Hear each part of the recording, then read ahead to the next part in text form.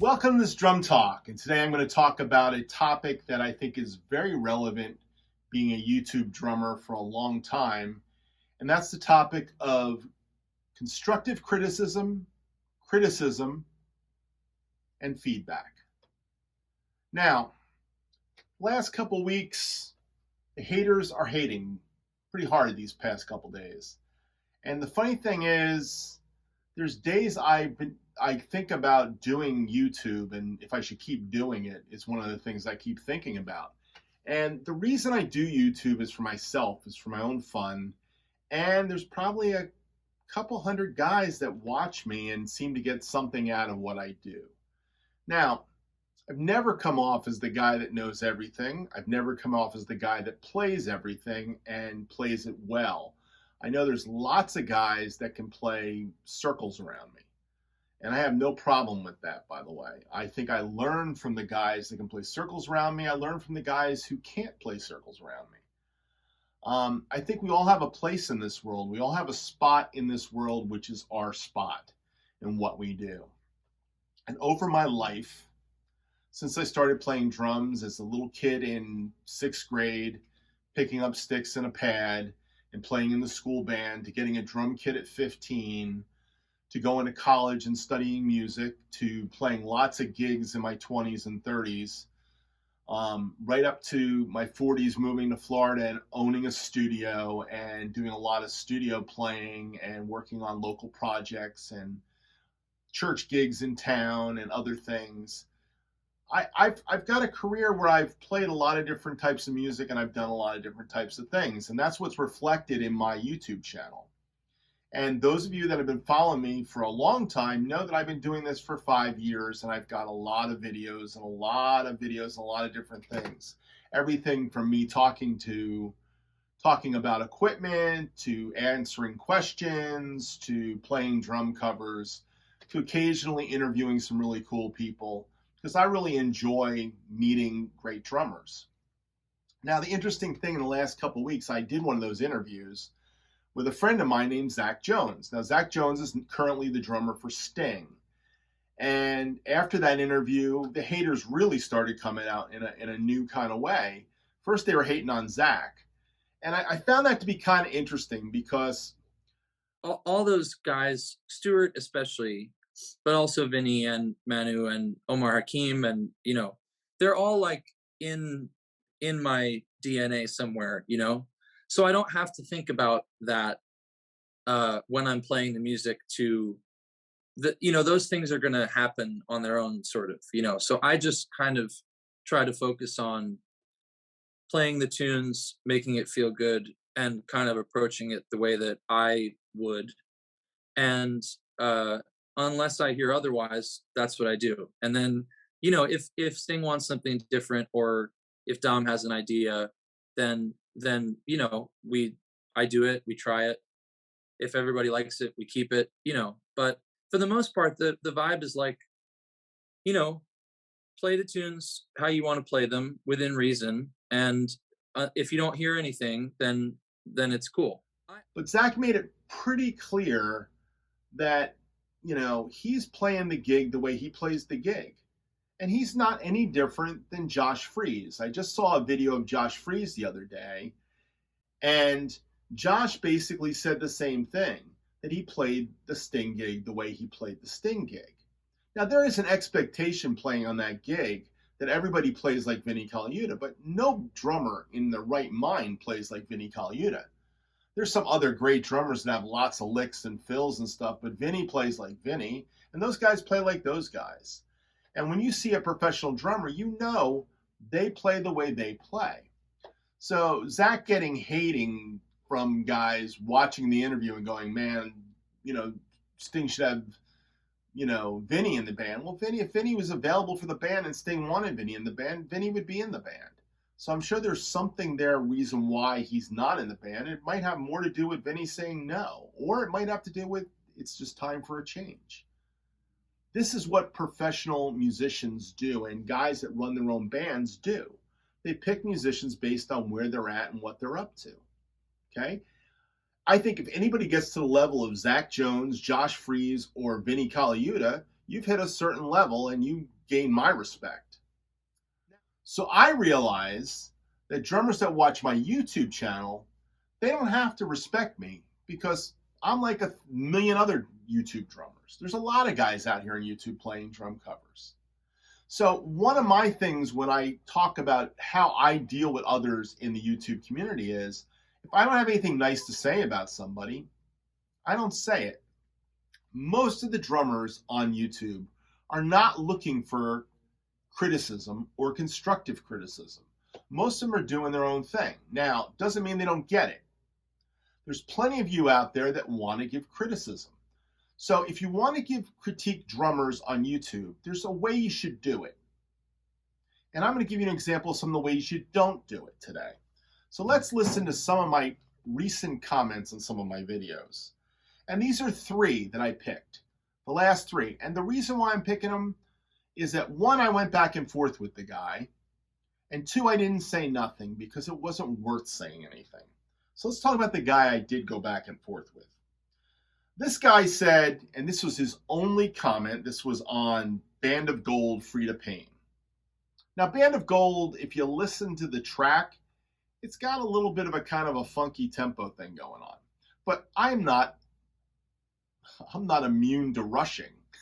I mean, nobody's immune to rushing. Steve Gadd's even said, when you go into that part, let's say where you're playing 16th notes, the right hand's on the bell of the cymbal, the left hand's on the hi-hat, what are you centering your time on so that when you make that change from, let's say, going to 8th notes to suddenly going to 16th notes, so that the time stays solid?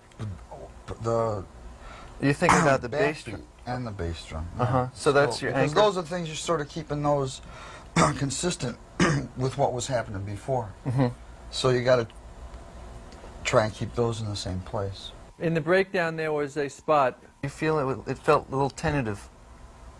There was one spot. No. Rushing? So in this video, where we're talking about the Free to Pain song Band of Gold, this is the comment I get. Rushing during your fills, period. Now, if you want to leave a comment like that, no problem. Leave a comment like that. And I will respond. But it'd be better if you said, you rush the fill at 2 minutes and 50 seconds. And that way you can go back and go, oh yeah, you're right. You caught me on that. But that's not what he did. He said rushing your fills. Why listen to the whole track? I didn't really rush my fills all the time. If there was a couple fills that seemed a little pushed, a little on top, a little bit backside, whatever I was doing, that could be some creative license there. That's me trying to fit in with the track. And you know what? I could have been rushing. So what?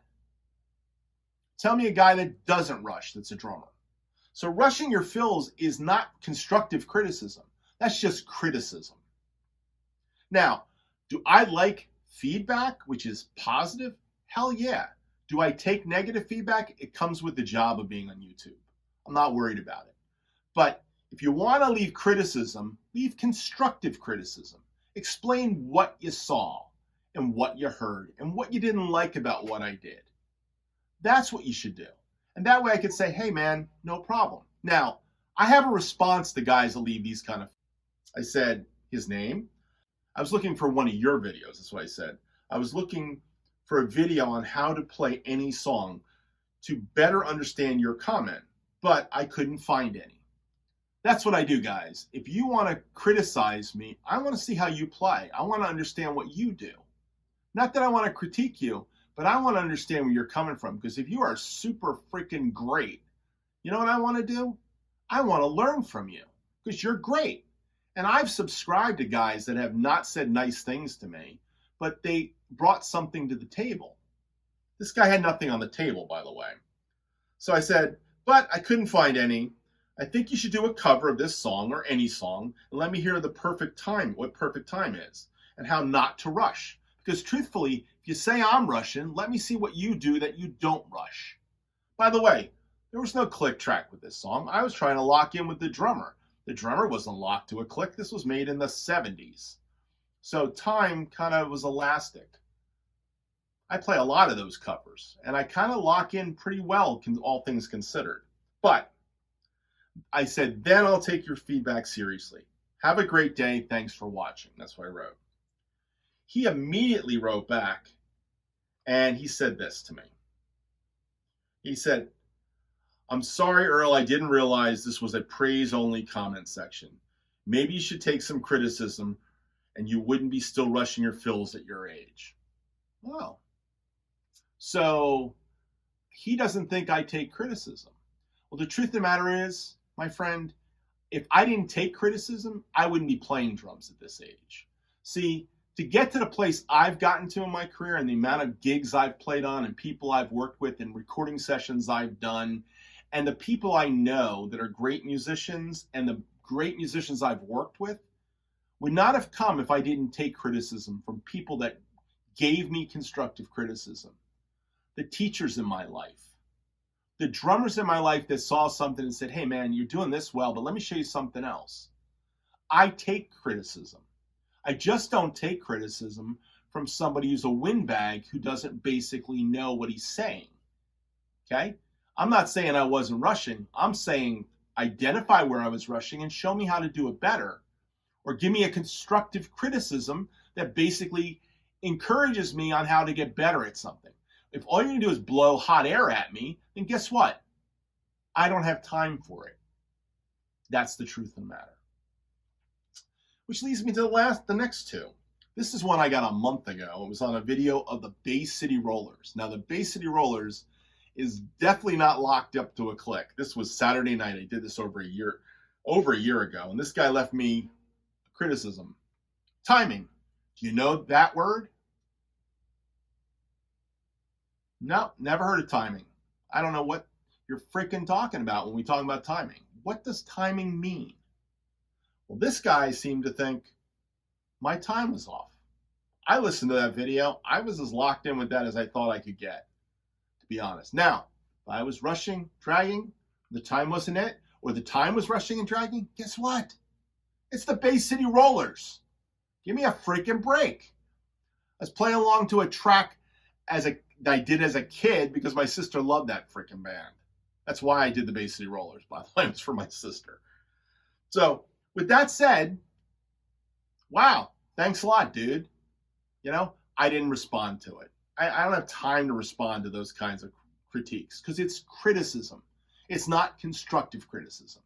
You want to give me constructive criticism? Like you don't like this, you don't like that. And I've had guys do that. I don't like the way you mic'd this, or I didn't like the way you did that. Or you could have played this better. I'll listen. And I'll come back with a nice comment back. But when you leave me those kind of comments, there's nothing else to be said. And then this is another one of my favorites I got. This has been 10 months ago. I didn't respond to this. This was on the history of pearl fiberglass concert toms. Now, whenever I talk about anything, there's always more experts. But this comment didn't make any sense. This comment was, what's your favorite kind of donut? So you don't like that I'm a fat guy? Is that what you're saying? You're fat shaming me on a video? Do you think I'm going to respond to that? See, I try to live by something that's called the golden rule. Do unto others as you'd have others do unto you. So I don't call people fat. I don't have time to call somebody out for the way they look. But this guy did. This guy thought that was a good idea. Got one more in here. I thought I had one more in this thing. Maybe I don't. So this was on a Peter Frampton video. And this one, his name kind of tells me what he's about, okay? His name is Jeff Goetz. He has no videos. He doesn't play drums. By the way, none of these guys have videos. I check them all out. I never take one of these comments, they're negative, and don't try to figure out what they're about. I tried. This guy has nothing. It's called Jeff Goetz. He goes, I'm so effing embarrassed for you, man. Thanks. Wow. What are you embarrassed about? Is that another fat shaming one? Is that what you were doing there in that video? Or are you basically saying my playing was terrible? Because 5,000 people seem to watch that video. I don't know why. I got some of it right, and I maybe didn't get all of it right. And I know it was not my best sounding video for sure. But one thing is for sure on that. People watched it. And that's the bottom line to this. So my challenge to you that watch my channels and maybe got to the end of this after I've kind of gone through all the criticism, that's not constructive, is if you want to give criticism, give constructive criticism. If you want to call somebody out, call them out in a nice way. Tell them, do something to help them. But if you have nothing nice to say, you're just nothing more than the haters that live out here in YouTube land. So my question is, why do you hate people that way? And that's where the other side of our psychology as human beings comes in. Because there's a lot of people that are hurting. I don't know what hurt them. I don't know who hurt them or what their problem is, but they are the people that basically have nothing better to do but to hate people. So I don't have a lot of time for hating people, and I don't hate any of these guys. But I just wanted to say and answer a few of my critics. If you want to give me criticism, knock yourself out. Just make it constructive criticism. I don't need praise all the time. I appreciate good feedback, whatever the feedback is. And those of you that leave different types of feedback for me at different times, you know how I respond back to you when you respond in a kind way. Kindness does mean something. Treating others how you want to be treated is how I try to live here in this world. Not preaching to you, I'm just telling you the truth. So I'm not calling any guys out and giving you a hard time. I'm just basically saying, if you want to know how I feel about your video comments, I don't think much about them, to be honest. But I thought that this was the opportunity to kind of say it. So I'm going to have a video now that says criticism or feedback, so you guys can find it. But realize that the haters will hate, and those that like me will like me. That's fine. I don't care. I appreciate criticism, constructive criticism. And that's something that it takes a real good human being to give. So if you're not a good human being, you'll leave the donut comments. You're effing embarrassed, or whatever else you want to say. Okay? But if you truly care about people, you'll leave something that's constructive. Okay? So, by the way, you want to leave video comments like that? I hope you have some videos for me to watch, because I'd love to see how you guys play. That would really make my day. So, anyhow, thanks for watching my rant on criticism and feedback.